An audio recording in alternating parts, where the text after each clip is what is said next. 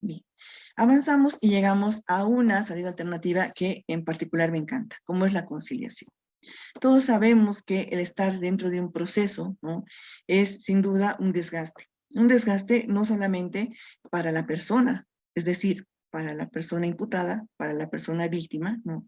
También aglutina o engloba a toda la familia. El estar con un proceso es un desgaste psicológico, de tiempo, económico, de tranquilidad, ¿no? Entonces, una forma de poder resolver también los conflictos de manera armoniosa, si vale término o amigable, es a través de una conciliación. Y siempre partiendo de lo que establece la Constitución Política del Estado en su artículo 10, que promueve la cultura de la paz y a la que todos los ciudadanos debemos buscar siempre esa paz, esa armonía, ¿no? Los principios ético-morales, inclusive que nuestra Constitución reconoce, ¿no? La conciliación es una salida alternativa que obviamente es a veces muy trabajosa, ¿no? Pero haciendo el ejercicio y haciendo el empeño, hablando con las partes, se puede lograr, ¿no? La conciliación, siempre que sea previsible, de acuerdo a la normativa especial y vigente, puede ser promovida inclusive desde el primer momento. Ya lo decíamos, ¿no? Desde la etapa preliminar, inclusive hasta emitir el requerimiento conclusivo. Es más, en el tema de la conciliación, la ley 1173 le ha dado mucho más impulso a la conciliación y la norma establece que el juez o la juez de oficio inclusive debe promoverla antes de emitir la combinatoria dentro de la etapa preliminar, ¿no? Antes de pronunciarse sobre la ampliación de la investigación que hablábamos en la primera fase, y el legislador y las modificaciones de la ley 1173 han establecido que esta posibilidad de conciliación debe ser promovida por los jueces, pero también por los fiscales, ¿no? El artículo 64 de la Ley Orgánica del Ministerio Público también faculta a la autoridad fiscal a que se pueda promover este tipo de soluciones al conflicto, porque son resoluciones al conflicto, una forma, la conciliación. Y la conciliación también se puede promover desde el primer momento de la investigación, tanto en la fase preliminar como en la fase preparatoria, inclusive hasta antes de dictarse sentencia, porque se entiende que a través de la conciliación, obviamente, previo a la suscripción de un documento que vaya a establecer el afianzamiento o la reparación del daño, no habría ya la posibilidad de poder continuar un proceso, porque todos sabemos que cuando se inicia un proceso es para lograr, uno, la reparación del daño, establecer la responsabilidad del imputado, ¿no? Y también en ciertos tipos penales, ¿no? La privación de libertad que corresponde. Por eso la conciliación tiene también algunas excepciones, ¿no? No puede establecerse en ciertos tipos penales que vayan, por ejemplo, en afectación a grupos vulnerables, ¿no? Ya lo hemos referido, quienes son nuestros grupos vulnerables, son las niñas, los niños, los adolescentes, las mujeres y los ancianos. Tampoco se puede dar la conciliación, ¿no? En otras investigaciones que tengan que ver, por ejemplo, con tipos penales de agresión sexual, ¿no? En situaciones, por ejemplo, de ley 1008, que obviamente son investigaciones de oficio, no puede haber con el Estado una conciliación. Y estas esencialmente están sometidas a las partes, a la voluntad de las partes. Como les decía, es algo trabajoso, pero no difícil, de poder lograr la conciliación en los diferentes procesos en los cuales se tramitan dentro del órgano judicial. El acuerdo conciliatorio obviamente tiene como finalidad el concluir el proceso, pero como esta conciliación puede ser planteada dentro de la etapa preliminar o de la etapa preparatoria, muchas veces la conciliación no siempre va a dar fin al proceso, porque pueden haber reparación de daño a futuro o con plazos establecidos, generalmente cuando se trata de delitos de carácter patrimonial, ¿no? Y en este tipo de hechos, pues se fijan fechas a futuro para ir pagando en meses, en cuotas.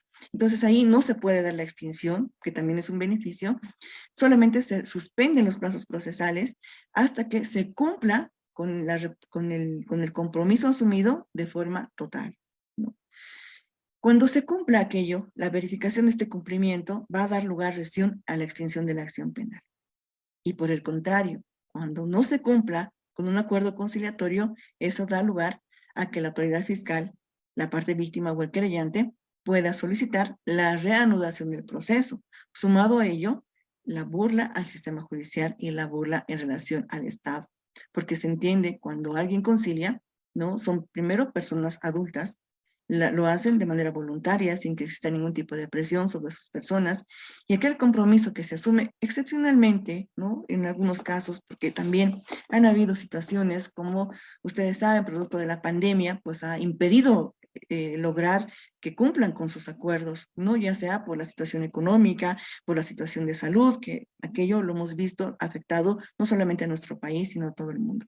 Pero hay posibilidad y hay formas de poder prorrogar una conciliación o esos plazos que se han establecido, pero que si definitivamente no hay la intención de conciliar y si hubiera conciliado solamente para, disculpen el término, zafarse del proceso, eso ya da lugar a una reanudación del proceso y además considerarlo como una burla en relación al sistema judicial y al Estado.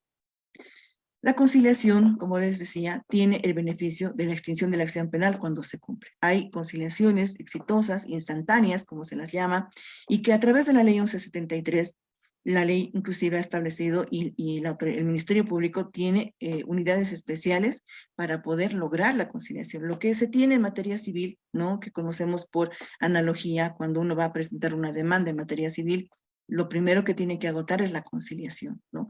Efectivamente, sería lo ideal poder hacer ese mismo ejercicio en materia penal, pero no se lo hace. Entonces, por eso es que la norma establece que la autoridad judicial, antes de otorgar un plazo de ampliación de la etapa preliminar o las investigaciones, debe convocar y debe promover la conciliación. Por eso, esta salida alternativa de la conciliación, si se cumple, es instantánea y no hay nada más que reparar, ¿no? Si se ha cumplido en su cabalidad, ese beneficio va a ser la extinción de la acción penal.